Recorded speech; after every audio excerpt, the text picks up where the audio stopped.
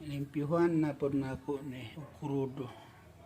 Tawa hasta ang girbok nanlagom sa mga hugaw mga city. Inan lang krudo yun ang ihugas niya para makuha gid ang mga asiti nga namilit sa mga kahoy.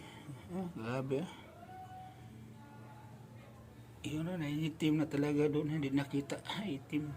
Kailangan krudo talaga yung ihugas niya. Yan na.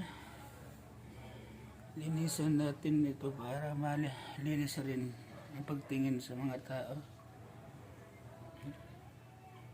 Grabe hanggang dito, nagdating lahat na yan.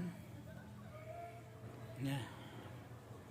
Grabe mga idol, hugawa. Pero limpyuhan ko rin ito para malinis din siya. Yeah.